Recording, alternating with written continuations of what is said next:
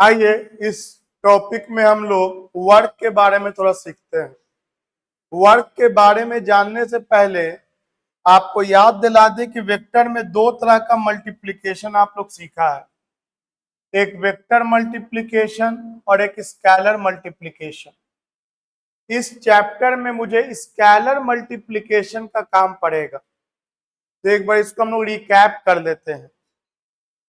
मान लीजिए एक वेक्टर ए दे रखा है 6 यूनिट, वेक्टर बी दे रखा है 4 यूनिट और दोनों के बीच का एंगल है 30 डिग्री। और आपसे पूछा गया vector A cross vector B कितना होगा। तो जैसा कि आप सब जानते हैं कि जब भी दो वेक्टर को क्रॉस कराएंगे तो जो आंसर आएगा वो एक वेक्टर ही आता है, और वेक्टर आने का मतलब है उसके पास मैग्नीट्यूड भी होगा और डायरेक्शन भी होगा। तो वेक्टर ए क्रॉस बी का मैग्नीट्यूड हो जाएगा ए का मॉड बी का मॉड साइन थीटा, और डायरेक्शन मान लो एन कैप ले लिया। तो चलो पहले हम लोग इसको मैग्नीट्यूड लिखते हैं। तो वेक्टर ए का मैग्नीट्यूड कितना, तो 6। वेक्टर बी का मैग्नीट्यूड कितना, तो 4, और साइन 30 डिग्री और साथ में डायरेक्शन रहेगा। तो हो गया 24 इंटू 1/2 एन कैप, ये आपको आ गया 12 एन कैप यूनिट स्क्वायर। तो मैग्नीट्यूड तो आपको निकल गया 12, और ये जो एन कैप डायरेक्शन है इसके लिए रूल है कि ये वेक्टर ए के साथ भी 90 बनाएगा और ये वेक्टर बी के साथ भी 90 बनाएगा, क्योंकि क्रॉस प्रोडक्ट का रूल मैंने पढ़ाया था कि जब भी दो वेक्टर को आपस में क्रॉस कराएंगे तो जो आंसर आता है वो दोनों के साथ 90 बनाता है। तो ये जो 12 आया है ये ए से भी 90 बनाएगा और बी से भी, या तो 90 बाहर बनाए या तो 90 अंदर बनाए। बाहर अगर बनाएगा तो प्लस के कैप हो जाएगा डायरेक्शन जेड एक्सिस में, और अगर अंदर बनाएगा तो माइनस के कैप हो जाएगा।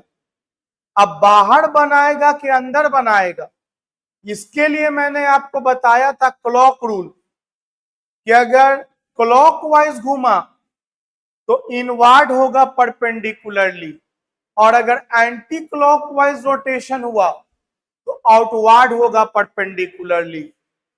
अब क्लॉक है कि एंटी क्लॉक है, इसके लिए भी एक बात था कि ए क्रॉस बी का मतलब होता है ए को बी की तरफ घुमाए। यही अगर होता vector B cross vector A तो उसका मतलब होता बी को ए की तरफ घुमाए। एकदम हिंदी में चीजों को याद रखो कि येलो मतलब पीला होता है, रेड मतलब लाल होता है, व्हाइट मतलब उजला होता है। तो ए क्रॉस बी का मतलब होता है वेक्टर ए को वेक्टर बी की तरफ घुमाना है, और बी क्रॉस ए का मतलब होता है वेक्टर बी को वेक्टर ए की तरफ घुमाना है। तो ए क्रॉस बी, तो ए को बी की तरफ घुमाइए, this is your A cross B, and definitely you can notice here कि ए क्रॉस बी मेरा एंटी क्लॉकवाइज भाग रहा है। ये मेरा एंटी क्लॉकवाइज घड़ी का उल्टा सुई की तरह भाग रहा है, तो इसका डायरेक्शन बाहर की तरफ हो गया। मतलब इसका फाइनल आंसर हम लिख सकते हैं कि 12 प्लस के कैप और unit into unit, unit square. तो आपको मैंने रिकैप किया वेक्टर मल्टीप्लीकेशन, हालांकि इसमें उसका यूज नहीं है, लेकिन ये सब कॉन्सेप्ट एनी टाइम आपको एकदम बउआ टाइप दिमाग में एबीसीडी की तरह आसान होना चाहिए कि जब भी दो वेक्टर को क्रॉस कराएंगे तो जो आंसर आएगा वह दोनों के परपेंडिकुलर होगा, और वो या तो बाहर होगा या तो अंदर होगा। क्लॉकवाइज हुआ तो अंदर लेंगे, एंटी क्लॉकवाइज हुआ तो बाहर लेंगे। ए क्रॉस बी का मतलब ए को बी की तरफ घुमाए, बी क्रॉस ए का मतलब बी को ए की तरफ घुमाए। तो वेक्टर प्रोडक्ट में तो इतना सारा कहानी है, लेकिन स्केलर प्रोडक्ट आपका बहुत ही आसान है। अगर इसी में एक और सवाल दे देता कि ए क्रॉस बी के बजाय सेम फिगर के लिए vector A dot vector B निकालिए, vector A dot vector B निकालिए, तब इसका रूल होगा वेक्टर ए का मॉड वेक्टर बी का मॉड, वहां साइन थीटा आया था, यहां कॉस थीटा आ जाएगा, यहां कॉस थीटा आ जाएगा।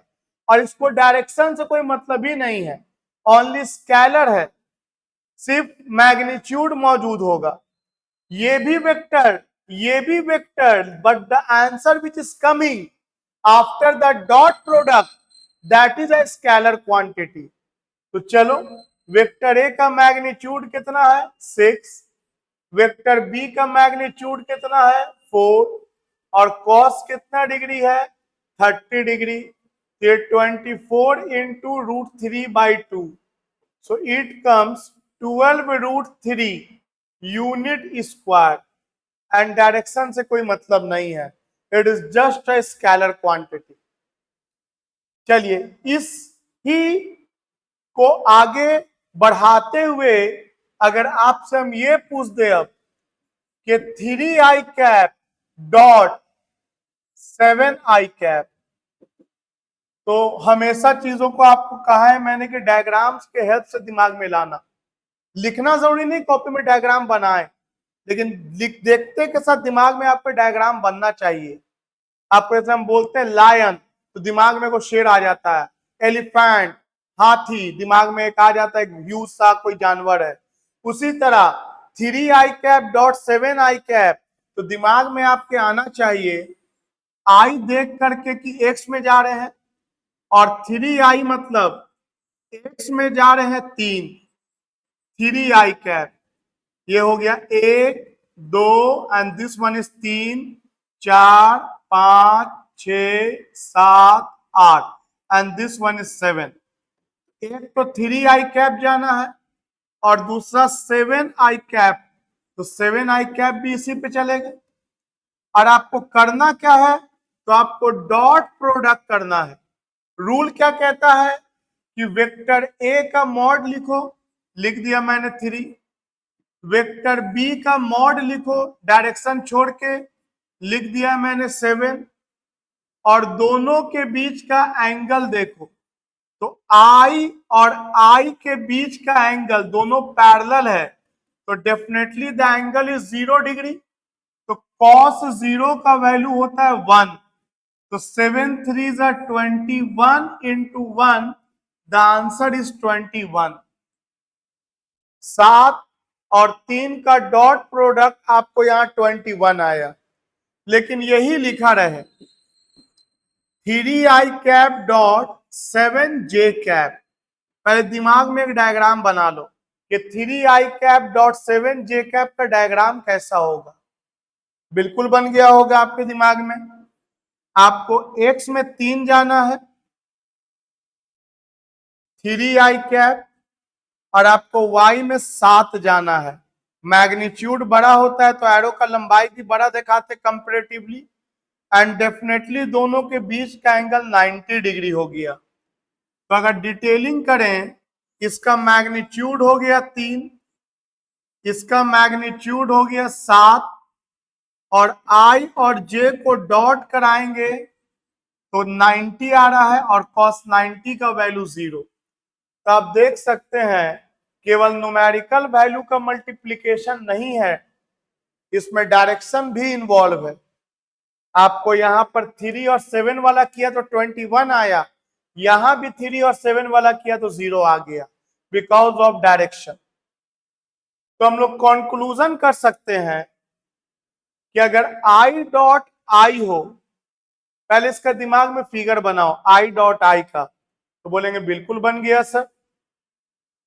आपको इसके पहले 1 छिपा हुआ है, कुछ नहीं है, तो इसके भी पहले 1 छिपा हुआ है, तो एक बार हम जाएंगे 1i, और एक बार और 1 ही i जाएंगे, 1 ही i जाएंगे, इसका मैग्नीट्यूड 1, इसका भी मैग्नीट्यूड 1, और दोनों के बीच का एंगल 0 डिग्री, और cos 0 का वैल्यू होता है 1, तो 1 इंटू 1 इंटू 1 आपको 1 इंटू 1 इंटू 1, एक minute,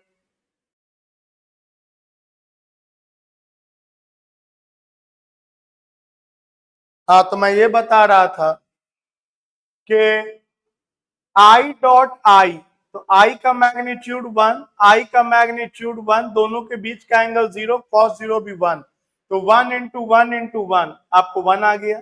similarly you can think about J dot J, ये भी 1 आ जाएगा।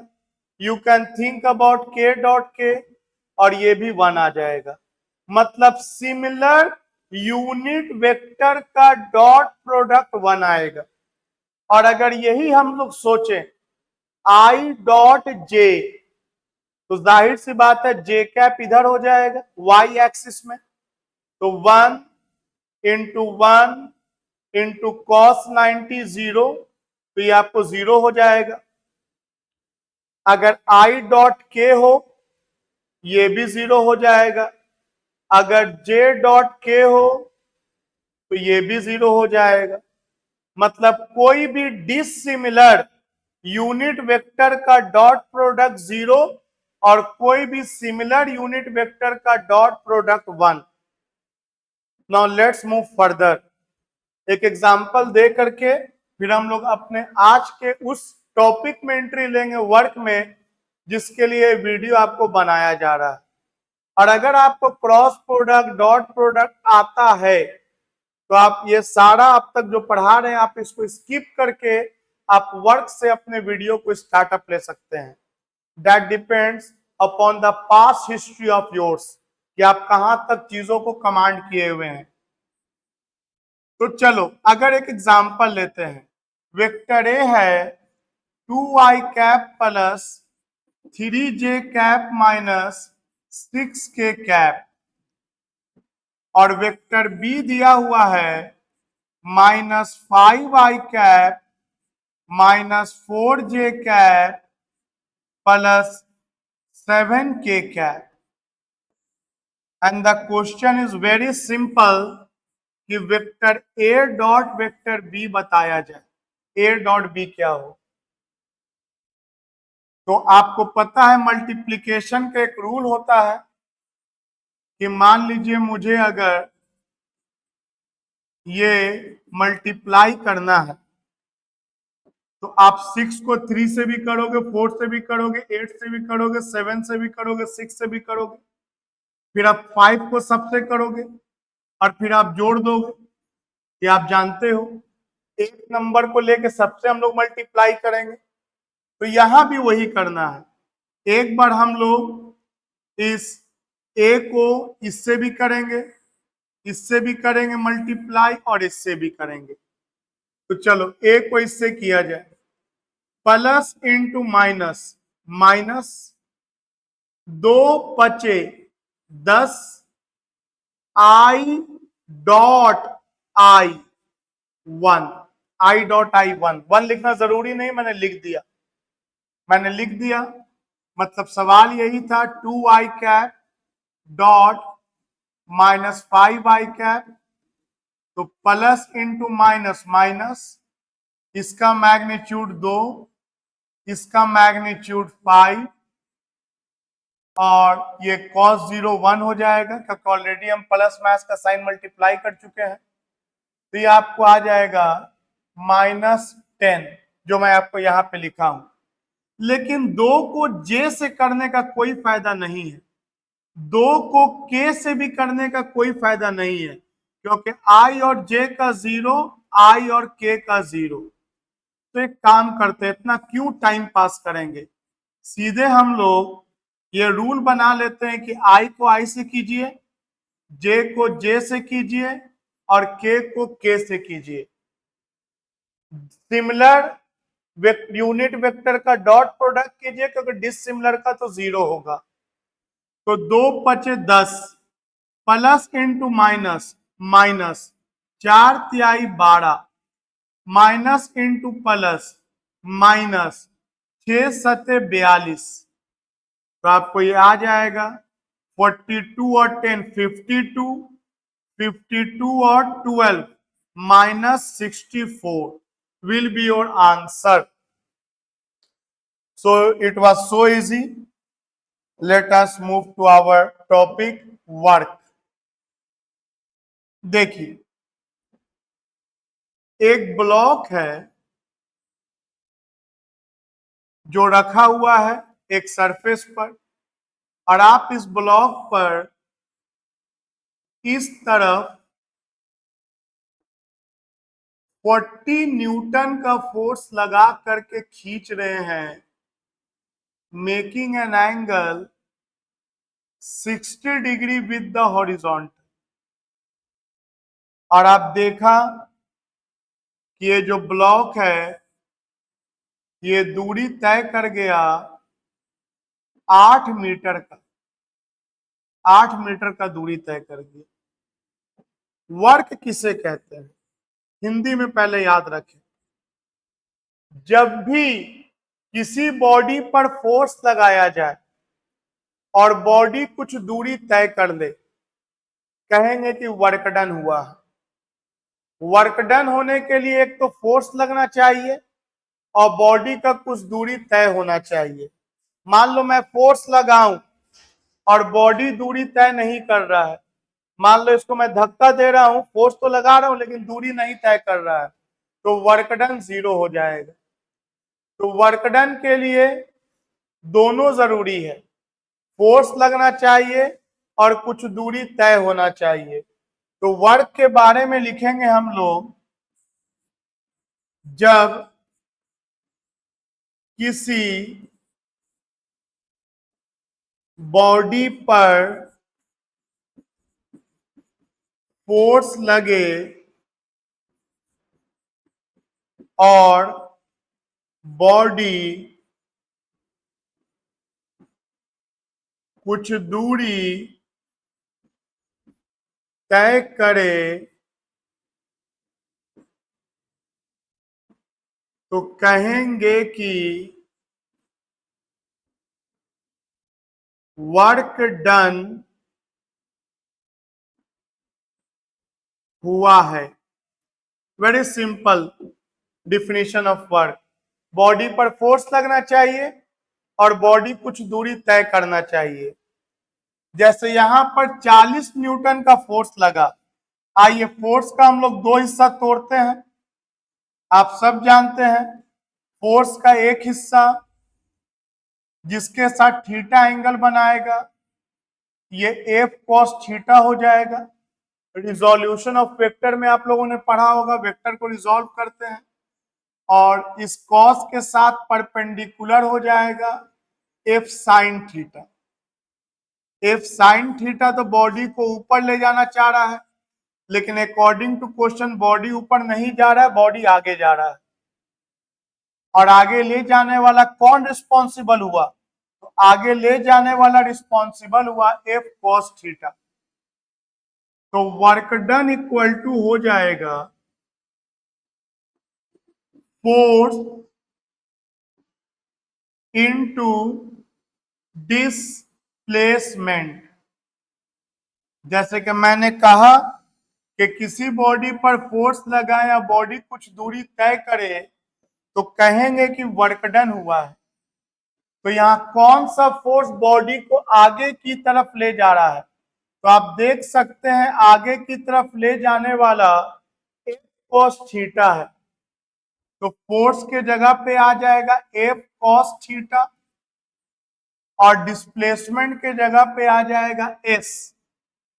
आप देख सकते हैं ये भी कि जो डिस्प्लेसमेंट हुआ है वो इसी डायरेक्शन में हुआ है which is a vector quantity.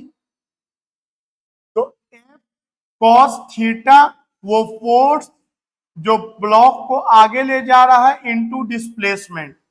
इसको अगेन आप अरेंज कर लो, एफ एस कॉस थीटा। इसका मतलब आप वर्क निकालना है तो आपको तीन चीज चाहिए।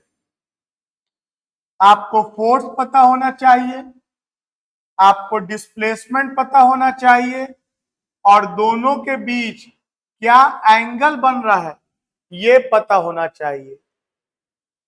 अगर ये एंगल 0 और 90 के बीच का बना तो आपका वर्क डन पॉजिटिव आ जाएगा क्योंकि कॉस्ट पे डिपेंड कर रहा है।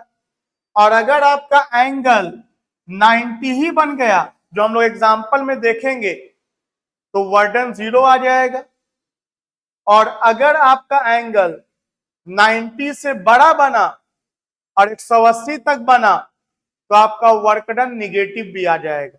तो वर्क डन एक स्केलर क्वांटिटी है which can be positive, negative and zero. ये तो स्टेटमेंट है। जब एक एग्जांपल देंगे सब कुछ आपको दिखेगा और दिखना ही बहुत जरूरी है। दिखेगा तो ब्रेन में आपके एडजस्टेड रहेगा, फिक्स रहेगा, सेट रहेगा। रटना थोड़ी है, फिजिक्स रटने का चीज नहीं है। हाँ, प्रैक्टिस करके चीजों को रिकॉल करते रहने का चीज है, लेकिन शुरू से सोचोगे कि बिना समझे रट जाए, इट्स नॉट दैट सब्जेक्ट।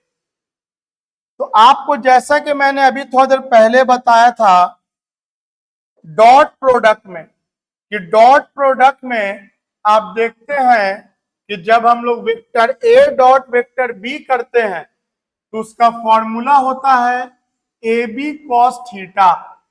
ए का मैग्नीट्यूड, बी का मैग्नीट्यूड, कॉस थीटा। तो अभी जो आया वो आया है फोर्स, डिस्प्लेसमेंट, कॉस थीटा। उसको भी तो हम लोग एफ डॉट एस लिख सकते हैं, उसको भी हम लोग एफ डॉट एस लिख सकते हैं। तो इसको लिखा जा सकता है work done equal to F dot S, यानी work done is dot product of force and displacement. और क्योंकि ये डॉट प्रोडक्ट है इसका मतलब इसका डायरेक्शन नहीं होगा।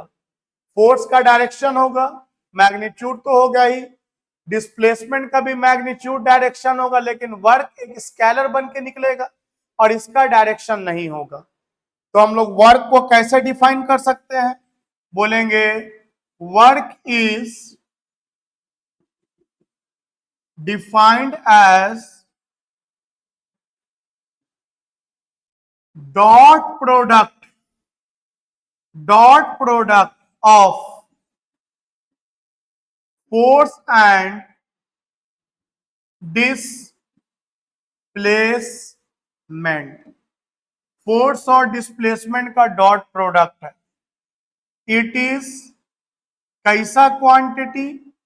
तो इट इज स्केलर क्वांटिटी।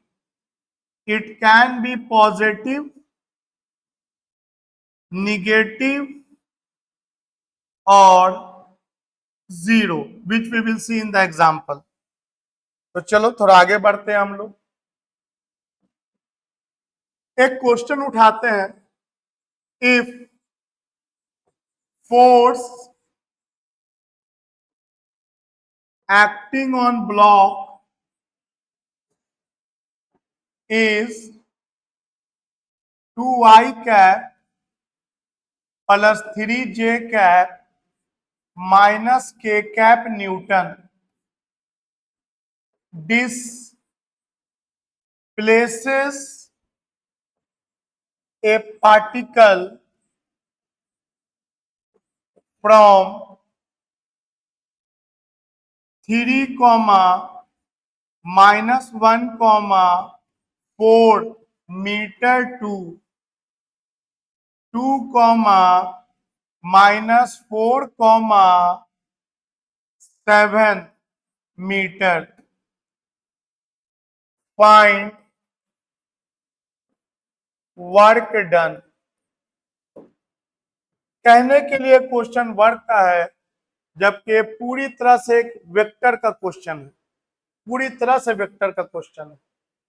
आइए एक्सप्लेन करते हैं आपको चीजों को रिकॉल करके, ताकि सीखने का जो बेसिक एकदम जीरो लेवल का बेसिक बता रहे इस वीडियो में। आपको जब तक किसी भी चैप्टर के एबीसीडी पे कमांड नहीं होगा तब तक आप उसके लेवल 1, लेवल 2, लेवल 3 तक नहीं जा सकते हैं। कुछ भी लेवल को गेन करने के लिए स्टेप बना होता है, and this is the 0 step which I am dealing in this video. तो 4,0,0 से अगर दिया रहता कि कोई बॉडी 9,0,0 जा रहा है, बोलेंगे डिस्प्लेसमेंट बता, इस कोऑर्डिनेट से उस कोऑर्डिनेट जा रहा है, तो आपके दिमाग में एक फिगर बनना चाहिए। बिल्कुल एक फिगर बन गया सर। कैसा फिगर बना आपके दिमाग में? तो ये एक्स होता है, ये वाई होता है, ये जेड होता है, एक्स होता है, वाई होता है, जेड होता है। तो आपको पहले एक्स में 4 था सर, और वाई और जेड 0 है, तो एक्स एक्सिस पे लाई करेगा 4, और आपको फिर एक्स में 9 तक पहुंच गया। तो चलो 9 जो लिखा था वो मैंने यहां लिख दिया कि यहां से वहां पहुंच गया, 4 से पहुंच गया 9 तक। आप क्या करो, ओरिजिन से 4 को मिला दो। ओरिजिन से किसी भी पॉइंट को मिलाने वाला लाइन को हम लोग पोजीशन वेक्टर कहते हैं, और क्योंकि पहले 4 था तो आप इसको कह सकते हैं कि ये इनिशियल पोजीशन वेक्टर है।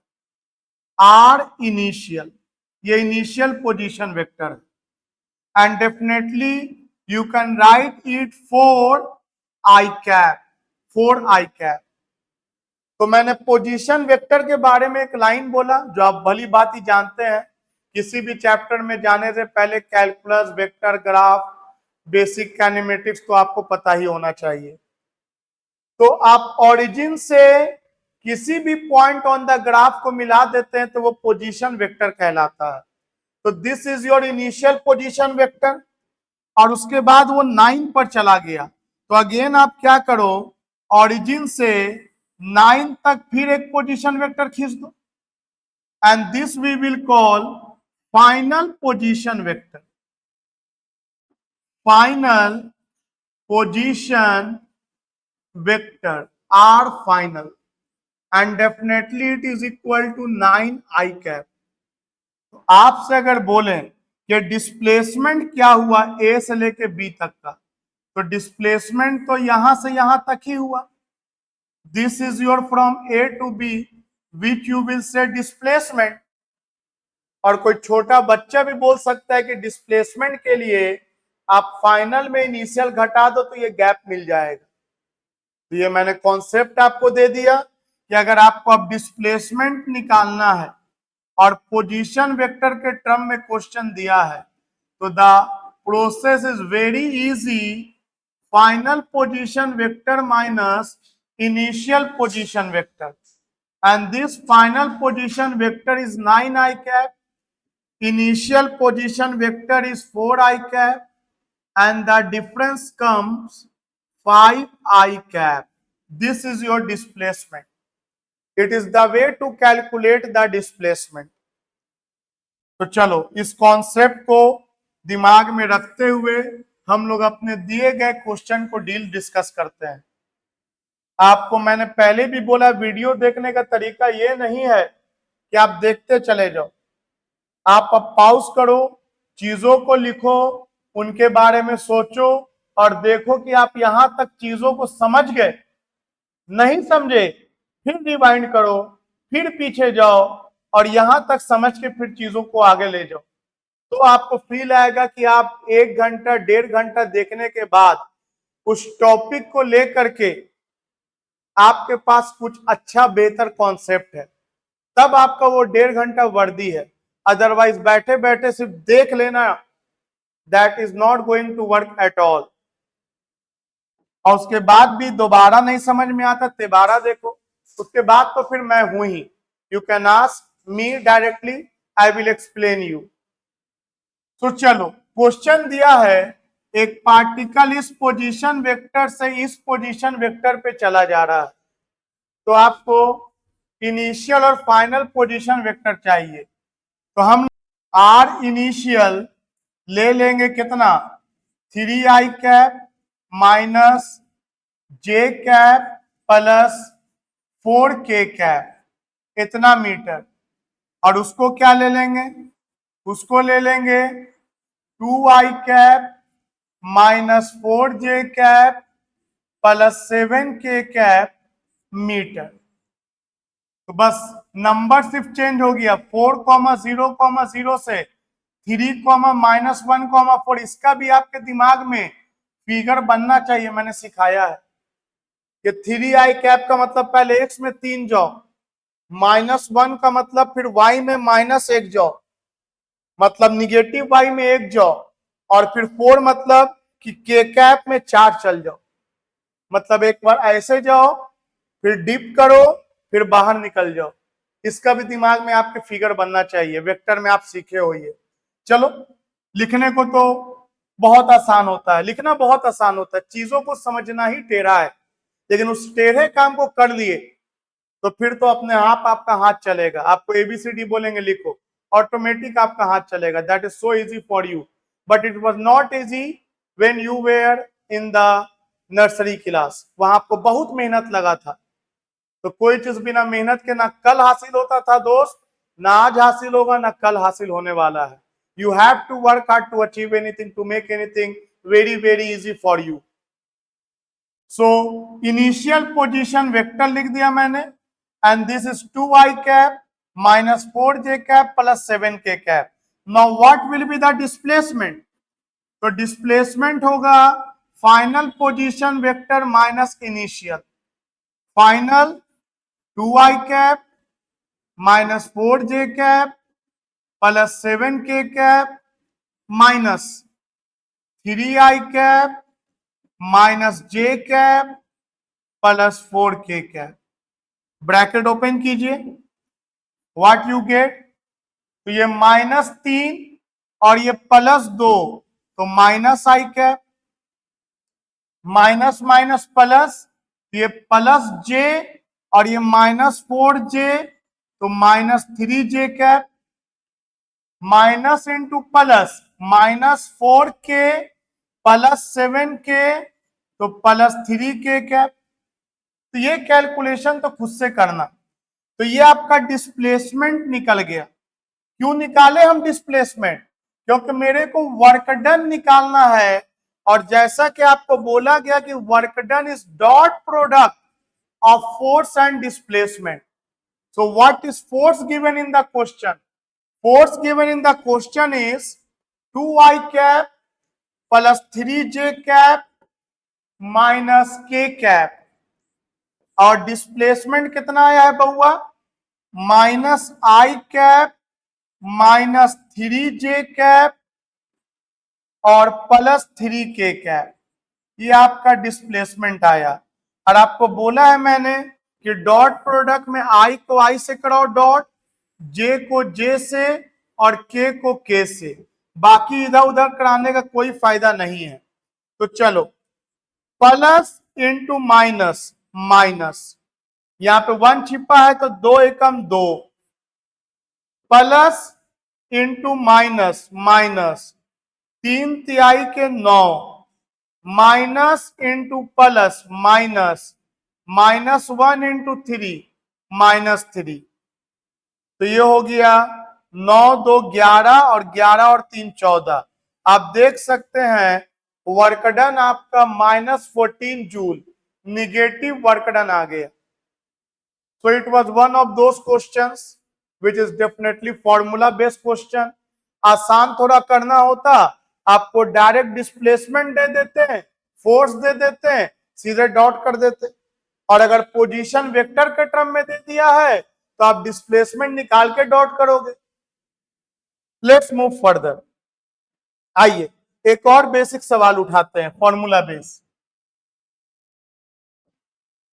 अगर क्वेश्चन दिया है, एक ब्लॉक है जिस पर इस तरफ फोर्स लग रहा है 20 न्यूटन का और एंगल है 60 डिग्री, तो हमको वर्क डन बताना है जब ये ब्लॉक 4 मीटर का दूरी तय कर लेगा। तो बोलेंगे सर बहुत आसान, यहां वर्क डन होता है F dot displacement, F x cos theta आप फोर्स भी दे ही रखा है 20 और आप डिस्प्लेसमेंट भी दे ही रखा है 4 और आप थीटा भी दे ही रखा है 60 डिग्री और cos 60 का वैल्यू होता है 1/2। तो ये आपको हो गया 20 चौके 80 जूल का वर्क डन हो गया सर, आप 80 जूल का वर्क डन हो गया। अगर मैं इसको इधर ना दे करके अगर मैं डायरेक्ट फोर्स इधर ही लगा देता 20, एक मिनट, 20 चौके 80 और cos 60 1/2 ये 40 जूल का वर्डन हो गया। cos 60 छूट गया था, 40 जूल का वर्डन हो गया। अगर मैं डायरेक्ट इधर ही फोर्स लगा देता तब आपका 80 चला आता, तब ये cos 0 का वैल्यू 1 हो जाता और ये आपको 80 जूल का वर्क डन निकल जाता। So these are very simple question, formula base. आइए एक और सवाल उठाते हैं। एक ब्लॉक है जिस पर फोर्स 20x² न्यूटन लग रहा है और सवाल फिर वही है कि 4 मीटर के दूरी पर वर्क डन कितना होगा, कितना वर्डन किया गया होगा। अब थोड़ा दिक्कत है, बोलोगे दिक्कत कहाँ है सर, दिक्कत है कहाँ सर? अभी अभी आप 21 बार बार बोलते आ रहे हैं सर। फोर्स इधर, डिस्प्लेसमेंट भी इधर ही है, एस लिखो चाहे एक्स लिखो, एंगल 0 डिग्री है पता है, डिस्प्लेसमेंट 4 मीटर है पता है, लेकिन ये बड़ा दिक्कत है, ये आपको परेशान करेगा। बोलो कैसे करेगा? बोलेंगे देखो यहां क्या था कि 0 मीटर पे 20 न्यूटन, 1 मीटर पे भी जाएगा तो फोर्स 20 ही रहेगा, 2 मीटर पे भी जाएगा तो फोर्स 20 ही रहेगा, 3 मीटर पे भी जाएगा तो फोर्स 20 ही रहेगा, 4 मीटर पे भी जाएगा तो फोर्स 20 ही रहेगा, 1.5 मीटर हो, 2.5 मीटर हो, 3.5 मीटर हो, कहीं हो जाए, force is not going to change, constant force है, दिस इज कांस्टेंट फोर्स। लेकिन यहां जब x का वैल्यू 0 डालोगे तो फोर्स 0 आ गया, x का वैल्यू 1 डालोगे तो फोर्स 20 आ जाएगा, x का वैल्यू 2 डालोगे तो 2 का स्क्वायर 4, फोर्स 80 आ जाएगा, x का वैल्यू कुछ और डालोगे तो फोर्स का वैल्यू कुछ और आ जाएगा। तो अब फोर्स का कौन सा वैल्यू यूज करें, अब आप ये नहीं ले सकते। कोई बोलेगा सर हमको 4 मीटर पे निकालना, 4 मीटर वाला फोर्स निकाल दीजिए, बोलेंगे हर बार 4 मीटर वाला फोर्स थोड़ी लग रहा है, ऐसा थोड़ी बोल सकते हो कि आपका ये जो फोर्स है 20 इंटू 4 का स्क्वायर, 4 चौके 16, 16 दूनी 32, आपको हर बार 320 न्यूटन का फोर्स थोड़ी लग रहा है वहां से यहां तक, कि आप कर लोगे कि 320 हो गया फोर्स और डिस्प्लेसमेंट हो गया 4, cos 0 1 और आपको 4 दूनी 8, 4 तेई 12, आपको 1280 जूल आंसर हो जाएगा। ये बिल्कुल गलत, क्योंकि फोर्स का वैल्यू यहां पर है 320 न्यूटन, यहां पे तो कुछ और, यहां पे तो कुछ और, यहां पे तो कुछ और, यहां पे तो कुछ और, हर पल फोर्स का वैल्यू चेंज हो रहा है। इसका मतलब है कि ये वेरिएबल फोर्स है। अगेन कहने के लिए ये क्वेश्चन वर्क में है, ये तो कैलकुलस का क्वेश्चन है जो आप लोग पहले ही सब जानते हैं बेसिक मैथमेटिक्स में। इसमें वर्क कैसे निकाले, तो चलो एक फ्रेश पेज में हम लोग एक बार रिकैप करें। किस तरह का रिकैप है? रिकैप है क्योंकि ऑलरेडी कैलकुलस का हिस्सा था, जहां पे आप एक ही चीजों को 8-10 घंटा स्टडी किए थे, यहाँ तो ये 15-20 मिनट आधे घंटे में खत्म हो जाएगा। इसी चीज का आपके पास 10 घंटे का मटेरियल होगा, वीडियो होगा। मान लो फोर्स दिया है 20x² न्यूटन और आपको वर्क डन निकालना है 4 मीटर पे, और प्रॉब्लम यह है कि हर बार मेरा जो फोर्स है वो वेरिएबल है, हर बार मेरा फोर्स वैरी कर रहा है। तो बोलेंगे सर जब भी ऐसा होता है वी यूज कैलकुलस। उसमें क्या होता है ना, हम लोग पूरे रास्ते का बात नहीं करेंगे। मान लेंगे किसी पल हम x दूरी पर हैं और जिस पल हम x दूरी पर हैं उस पल का तो मुझे फोर्स पता है कि उस पल फोर्स हो जाएगा 20x²। अब हम इस पल में बहुत कम दूरी के लिए आगे बढ़ेंगे। तुमको दिखे इसलिए इतना दूर बनाया, और नहीं तो P से लेके Q तक का दूरी आप सब जानते हैं कि वेरी वेरी स्मॉल होता है। इतना स्मॉल होता है कि जो दूरी P तक का है लगभग वही दूरी Q तक का होता है। एंड दिस वेरी स्मॉल दूरी इज कॉल्ड dx। और dx दूरी के दौरान मेरा फोर्स के वैल्यू में कोई चेंज नहीं आता है। और ये स्मॉल डिस्प्लेसमेंट का वर्क डन भी स्मॉल होता है dw। तो इसमें हम लोग क्या करेंगे, बोलेंगे क्योंकि मेरा फोर्स हर पल चेंज हो रहा था तो हम पूरे रास्ते का बात नहीं करेंगे। हम मान लेंगे कि किसी पल मेरा पार्टिकल P पॉइंट पर x दूरी पर है, जिस पल मेरा फोर्स है 20x²। अब हम लोग इसमें बहुत कम दूरी आगे बढ़ेंगे, इतना कम कि x का वैल्यू चेंज डालने पर भी यहां फोर्स के वैल्यू में कोई चेंज नहीं आएगा। मान लो ये दूरी अगर समझाने के लिए बोल दें कि 3 मीटर है और 3 डाल के सॉल्व करो यहां, और फिर बोले 3.000000001 मीटर पे निकालो, तो जितना फोर्स का वैल्यू 3 मीटर पे आएगा और उसमें अगर तुम 0.0000001 मीटर तो dx बोल रहे हैं उतना आगे बढ़ोगे, लगभग फोर्स का वैल्यू सेम आएगा। और अगर इसका डिटेल स्टडी चाहिए तो go to the video of my calculus, there you will get your answer. ये तो मैं रिकैप के दौरान कुछ कुछ बातों को रिकॉल करा दे रहा हूं। तो हम लोग पूरा वर्डन नहीं निकालेंगे, वेरी स्मॉल वर्क डन निकालेंगे। और क्या लिखेंगे, अब लिखेंगे small amount of work done dw in displacing the block through small displacement in displacing the block through small displacement dx, dw हो जाएगा f dot dx, f dx cos, and definitely the theta here is 0 degree, displacement भी इधर, force भी इधर, cos 0 1। तो small work done f dx, और इस पल तो मेरा फोर्स का वैल्यू है 20x²। आप देख सकते हैं x दूरी पर मेरा फोर्स है 20x², और उसमें थोड़ा आगे भी बढ़ गए, यहां से P से Q भी चले जाएंगे, इस दौरान फोर्स यही रह जाएगा 20x²। तो स्मॉल वर्क डन तो निकल गया, अब इसको टोटल निकालना है।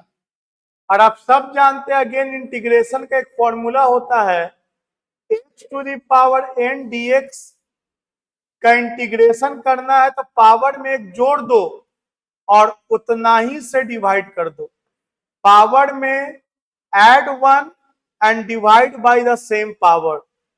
So here also integrating both sides to calculate the total work done. Integrating both sides,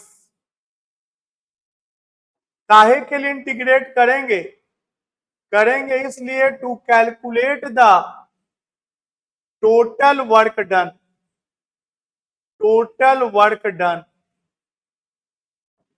तो चलो इंटीग्रेशन किया जाए, give the symbol of integration 20x² dx, और x का वैल्यू 0 मीटर से 4 मीटर तक करना है, वर्क डन 0 से W, तो dW का इंटीग्रेशन अगेन W होता है 0 से W, और 20 को बाहर कर दो, कांस्टेंट है, पावर में कितना जोड़ना होता है, 1, तो 2 और 1 3 डिवाइडेड बाय 3, 0 से 4, upper limit minus lower limit, W minus 0 W रह गया, 3 को बाहर निकाल दो, 20/3, एक बार x के जगह पे 4 डालो, तो 4 का क्यूब माइनस x के जगह पे 0 डालो, कोई फर्क पड़ेगा नहीं वैसे,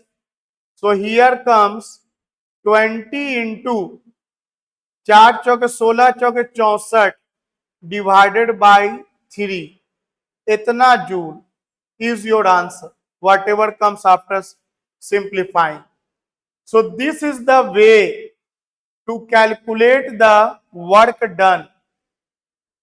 In case of constant force, very simple, and this is in case of variable force, in which we have to use the method of calculus. Let us move further. एक सवाल उठाते हैं, मान लो क्वेश्चन दिया है, एनसीईआरटी का question है, ये क्वेश्चन नंबर 2 है, वैल्यू थोड़ा चेंज हो सकता है। एक क्वेश्चन है कि एक ब्लॉक पर फोर्स 8 न्यूटन लग रहा है हॉरिजॉन्टल डायरेक्शन में, ब्लॉक शुरुआत में रेस्ट में है और सरफेस फ्रिक्शन वाला है, जिसका म्यू का वैल्यू दिया है 0.1, ब्लॉक का मास दे रखा है 2 kg, ब्लॉक का मास 2 kg दे रखा है, इतना कुछ दिया है, क्या क्या दिया है, a block is at rest on a rough surface where the coefficient of friction between the surface of block and the surface is 0.1. A horizontal force of 8 Newton is applied on the block of mass 2 kg. पूछा है तुमसे find work done by, पहला में work done किसके द्वारा निकालना है, applied force, applied force in 10 second, 10 second में निकालना है। दूसरा में फ्रिक्शनल फोर्स, और ये भी आपको 10 सेकेंड में ही निकालना है। तीसरा में आपको ग्रेविटेशनल फोर्स,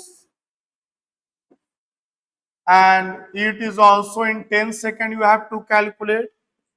चौथा में नॉर्मल फोर्स या नॉर्मल रिएक्शन,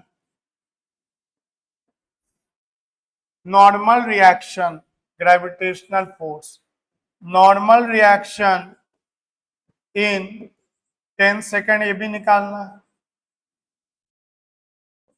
और इसका पार्ट बी बोला है change in kinetic energy, work done नहीं, वर्क डन तो यहां तक हो गया, ये पार्ट ए का हिस्सा था, ये लो चारों, और ये पार्ट बी है चेंज इन काइनेटिक एनर्जी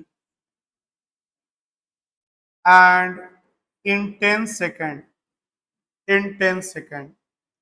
एक और सवाल हम लोग एंट्री ले लेते हैं इसमें, एक पांचवा, चौथा का पांचवा, by total force, by net force, net force in 10 second. चलो क्या क्या है सवाल एक बार देख लो। एक ब्लॉक है 2 kg का है, हॉरिजॉन्टल फोर्स लग रहा है 8 न्यूटन, सरफेस में फ्रिक्शन है 0.1 उसका म्यू है, वर्क डन निकालना है अप्लाइड फोर्स के द्वारा जो तुम लगा रहे हो, फ्रिक्शन फोर्स के द्वारा, ग्रेविटेशनल फोर्स के द्वारा, नॉर्मल फोर्स के द्वारा, फिर सारे के सारे फोर्स के द्वारा, और उसके बाद काइनेटिक एनर्जी में चेंज बताना है। तो चलो बनाया जाए। आइए सबसे पहले हम लोग एक फ्री बॉडी डायग्राम पे बना काम करेंगे, जिसमें आप सब जानते हैं नीचे mg लगेगा, ऊपर नॉर्मल लग जाएगा, अप्लाइड फोर्स लग रहा है इधर। अप्लाइड फोर्स का डायरेक्शन तो आप देख सकते इधर है, या तो खींचो या पीछे से धक्का दो, बात एक ही है। अगर फ्रिक्शन ना होता तो ये ब्लॉक आगे चल जाता, तो अगर फ्रिक्शन होगा तो इस ब्लॉक पर फ्रिक्शन पीछे लगेगा, और अगर ये फ्रिक्शन 8 न्यूटन से बड़ा आ गया तब तो सबका आंसर 0 हो जाएगा, क्योंकि बॉडी हिलबे नहीं करेगा, डिस्प्लेसमेंट 0 हो जाएगा। तो पहले ये पता कर लो कहीं इसका वैल्यू 8 से बड़ा तो नहीं हो जाएगा। तो सबसे पहले क्या करो, पता करो मैक्सिमम पॉसिबल फ्रिक्शन। सबसे पहले यही पता करो मैक्सिमम पॉसिबल फ्रिक्शन, कितना तक फ्रिक्शन लग सकता है। तो फ्रिक्शन कितना तक लग सकता है, एक ही फॉर्मूला है, mu into normal, and clearly you can see here normal is equal to mg, so 0.1 and the mass is 2 kg और g का वैल्यू 10 ले लिया, तो फ्रिक्शन 2 न्यूटन तक लग सकता है। चलो फ्रिक्शन 2 न्यूटन तक लग सकता है और हम लगा रहे हैं 8। एक बात तो कंफर्म हो गया कि ब्लॉक आगे जाएगा, ये ब्लॉक को तो आगे जाना होगा। और वर्क निकालने के लिए कंसेप्ट दिमाग में आना चाहिए, 3 चीज पता होना चाहिए। फोर्स तो पता है, ये नहीं पता है। अगर यही लिख देता अप्लाइड फोर्स इन 10 मीटर लिख देता, मीटर दूरी दे देता कि 10 मीटर तक धक्का देने में कितना वर्डन हुआ, तब तो ये बहुत आसानी से बन जाता, क्योंकि फिर तीनों पता होता, फोर्स पता होता, दूरी पता होता, एंगल पता होता, बन जाता। लेकिन ये मीटर ना दे करके टाइम दे दिया है, सेकंड। तो आपको पता करना होगा कि 10 सेकंड में कितना दूरी तय होगा। कैसे पता करेंगे, तो बोलेंगे सर सबसे पहले ये पता कर लीजिए कि इसका एक्सीलरेशन कितना होगा, और एक्सीलरेशन पता करने के बाद तो आप लगा सकते हैं मोशन 1 डायमेंशन का फॉर्मूला। अगर एक्सीलरेशन कांस्टेंट आया तो s equal to ut plus half at square, उससे डिस्प्लेसमेंट निकल जाएगा। तो चलो पता करते हैं, पहले न्यूटन्स लॉ का यूज करके हम लोग एक्सीलरेशन निकालते हैं। तो बड़ा फोर्स माइनस छोटा फोर्स मास इनटू एक्सीलरेशन, क्योंकि net force equal to ma होता है, न्यूटन्स का सेकंड लॉ। तो 8 newton minus frictional 2 newton mass 2 kg a, तो 6 equal to 2a and a equal to 6/2। Acceleration निकल गया 3 मीटर पर सेकंड स्क्वायर, मतलब ये 3 मीटर पर सेकंड स्क्वायर के एक्सीलरेशन से आगे बढ़ेगा।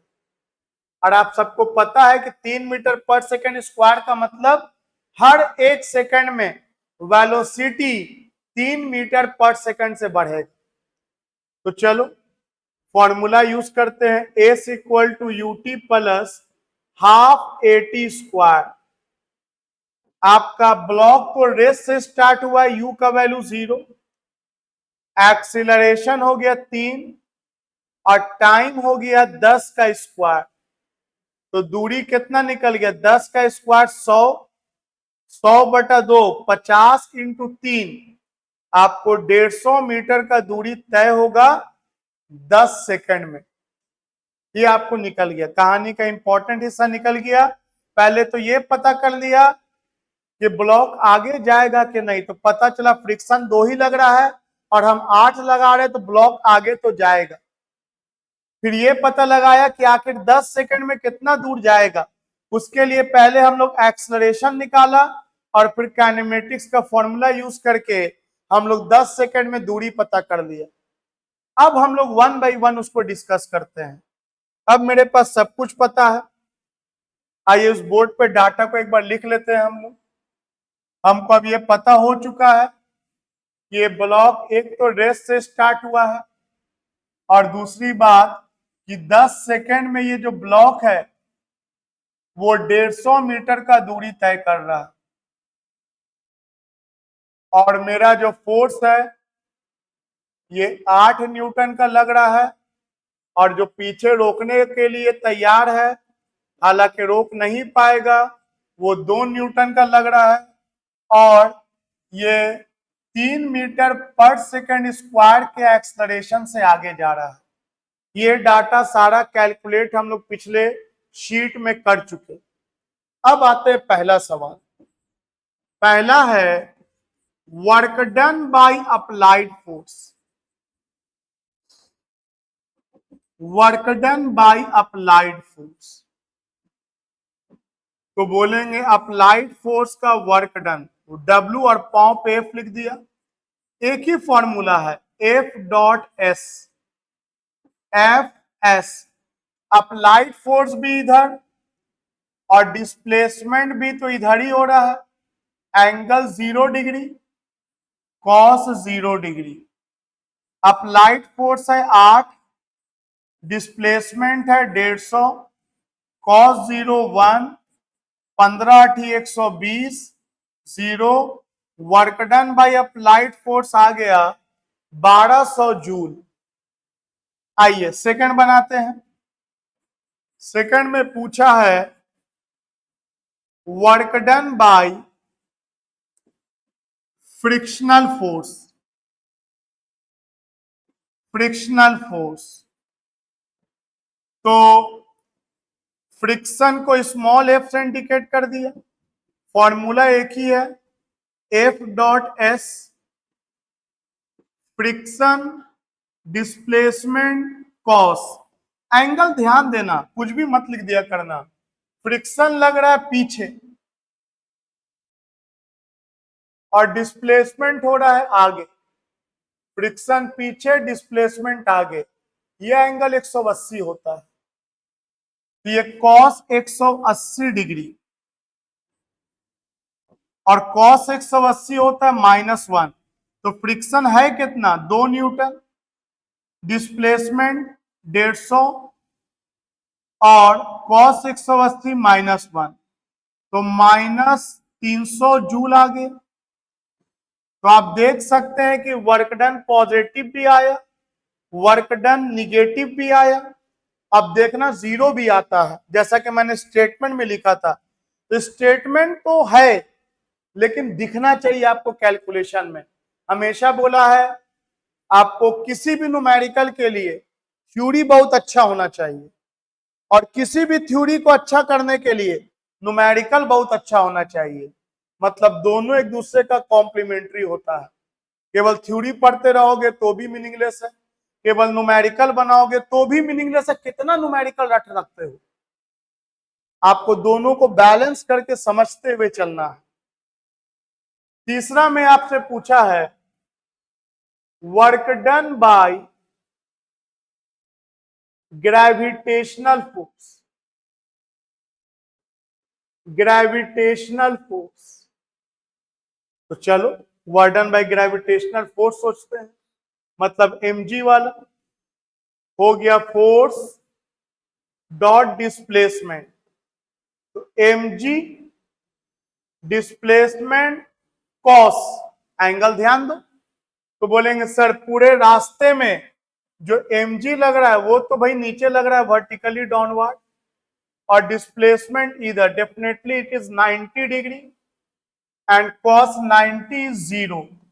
तो आप देख सकते हैं कि ग्रेविटेशनल फोर्स का work done in this case 0 आया। चौथा में work done by normal force. Definitely सोच लो, बहुत जल्दी सोचे होगा और आंसर भी आ गया होगा। नॉर्मल का वर्डन क्या होगा, नॉर्मल को R से इंडिकेट करो चाहे N से। Normal force dot displacement, normal force displacement cos. तो आप देख सकते हैं कि नॉर्मल फोर्स ऊपर लग रहा है और डिस्प्लेसमेंट इधर, again it is 90 degree. Normal force का कंसेप्ट याद होगा, mg बॉडी को नीचे लेके जाना चाहता है, नीचे नहीं जा रहा है, इसका मतलब जरूर सरफेस बॉडी को ऊपर धक्का दे रहा है, and that we call normal force. तो cos 90 अगेन इट कम्स 0। तो बॉडी पर अगर तुम देखो तो इतना ही फोर्स लग रहा है, applied force, friction force, gravitational force, normal force. तो work done by all forces क्या हो जाएगा, सारा फोर्स का वर्क। तो वर्क एक स्केलर क्वांटिटी है, सारा फोर्स निकाल लिए, सारे का वर्क जोड़ दो, अप्लाइड फोर्स का, फ्रिक्शन फोर्स का, ग्रेविटेशनल फोर्स का, नॉर्मल फोर्स का, स्केलर की तरह, बहुत आसान, वेक्टर नहीं है कि डायरेक्शन देके पड़ेगा। अप्लाइड फोर्स का वर्क डन 1200, फ्रिक्शनल फोर्स का वर्क डन -300, माइनस लेके चलना, स्केलर है, mg का 0, नॉर्मल का 0, एंड हियर कम्स 900 जूल। तो आपको सारा फोर्स के द्वारा work done by all the forces आपको 900 जूल आया। आप ऐसे भी कर सकते थे, work done by net force निकालना, एक तो ये तरीका है, एक बार मैं इसको और बना देता हूं पांचों वाले हिस्सा को, work done by net force, work done by net force. तो आप पहले नेट फोर्स निकाल लो। तो net force, force is a vector quantity, applied force, friction force, mg वाला फोर्स, नॉर्मल वाला फोर्स, वेक्टर फॉर्म में जोड़ेंगे। अप्लाइड फोर्स है मेरा 8 आई कैप, फ्रिक्शन फोर्स है मेरा 2 माइनस आई कैप, mg वाला हो जाएगा मेरा मास 22 है, g 10, तो 10 और g नीचे लग रहा है माइनस जे कैप, नॉर्मल आपका ऊपर लग रहा है प्लस 10 जे कैप। फिगर आपके दिमाग में होगा, नहीं दिमाग में है तो रिवाइंड करके देख लो फिगर, उसी के हिसाब से मैंने डायरेक्शन लिख दिया, प्लस आई माइनस आई प्लस जे माइनस जे। तो 8i में 2i जाएगा, 6i कैप, और ये तो कैंसिल हो जाएगा। तो आप देख सकते हैं कि आपका जो नेट फोर्स का मैग्नीट्यूड का अगर बात करें तो ये 6 न्यूटन आया, और वर्क डन क्या हो जाएगा, तो वर्क डन नेट फोर्स के द्वारा या ऑल फोर्सेस के द्वारा लिखेंगे नेट फोर्स डॉट डिस्प्लेसमेंट। तो नेट फोर्स हो गया 6, डिस्प्लेसमेंट हो गया 150, और नेट फोर्स का डायरेक्शन बड़ा फोर्स के डायरेक्शन में, 8 के डायरेक्शन में, आई कैप। और इससे भी आप सॉल्व करोगे तो आपको वही आंसर आया है जो पीछे टोटल वर्क को जोड़ के आया था, that is equal to 900 joule. एक और इसमें सवाल पूछा था पार्ट बी में, और उस सवाल से तो समझो वो रामबाण है, कितना ही ना क्वेश्चन उससे बन जाएगा, हर चैप्टर का, बहुत से चैप्टर का, जो इसका पार्ट बी आपको एक कंक्लूजन देगा। क्या देगा देखते हैं। आपको बोला है काइनेटिक एनर्जी बताओ कितना से चेंज होगा 10 सेकेंड में। तो फिगर दिमाग में रखो फिर, कि आपको फिगर में था कि ये ब्लॉक है, ब्लॉक का शुरू में तो वेलोसिटी 0, बाद में वेलोसिटी निकालना पड़ेगा, वेलोसिटी तो बहुत आसानी से निकल जाएगा, v is equal to u plus at, u आपका 0, एक्सलरेशन 3 निकाले हुए हैं, टाइम 10 सेकेंड, तो वेलोसिटी आ जाएगा 30। और वैसे भी वेलोसिटी के बारे में मैंने बोला है कि अगर आपको एक्सलरेशन पता है बाबू रे इतना है, तो आपको हिंदी मैंने रटाया है कि जैसे ग्रीन मतलब हरा होता है, तो 3 मीटर पर सेकंड स्क्वायर का मतलब हर 1 सेकंड में वेलोसिटी 3 मीटर पर सेकंड से बढ़ेगा। तो वेलोसिटी 0 था, तो 1 सेकंड के बाद वेलोसिटी 3 बढ़ के 3 हो जाएगा, 2 सेकंड के बाद वेलोसिटी 3 और बढ़ के 6 हो जाएगा, 3 सेकंड के बाद वेलोसिटी 3 और बढ़ के 9 हो जाएगा। वेलोसिटी हर 1 सेकंड में 3 से बढ़ेगा तो 10 सेकंड में वेलोसिटी 30 हो जाएगा। 30 आया भी है। काइनेटिक एनर्जी में चेंज, नाम से ही पता चलता है change in kinetic energy. Change को डेल्टा से इंडिकेट करते हैं। Very simple, final kinetic energy minus initial. तो final kinetic energy half mv square, initial kinetic energy half mu square. Mass है आपका 2 kg, आपका वेलोसिटी है 30 का स्क्वायर, फाइनली 30 हो गया वेलोसिटी। और इनिशियल का तो वेलोसिटी 0 है, 2 से 2 कट गया, 30 का स्क्वायर 900। तो बताओ काइनेटिक एनर्जी में चेंज कितने का आया? अरे सर, काइनेटिक एनर्जी में तो चेंज उतने ही का आया जितना work done by all forces. Match कर रहा है दोनों सर, 900 900। और ये हमेशा मैच करेगा, ऑलवेज मैच करेगा हमेशा। कि work done by all the forces, सारे फोर्स के द्वारा जो भी वर्क डन होगा that will be equal to change in kinetic energy. इसी को हम आपको अलग से पढ़ाएंगे under the topic work energy theorem, which states that work done by all the forces is equal to change in kinetic energy। सारे force के द्वारा जो भी वर्क डन हुआ that is equal to change in kinetic energy. Kinetic energy final minus initial. So this was very zero level knowledge for the term work। अगले video में हम लोग इसको थोड़ा बेहतर लेवल पे लेके जाएंगे। इसका न्यूमेरिकल्स देखेंगे, कंजर्वेटिव फोर्स के बारे में जानेंगे, स्प्रिंग फोर्स जानेंगे, स्प्रिंग फोर्स का वर्डन जानेंगे। लेकिन before that I always say first step is always the most important step and it is the first step। So इसको अच्छे से कमांड कीजिए, कॉपी में लिखिए और समझिए। Thank you.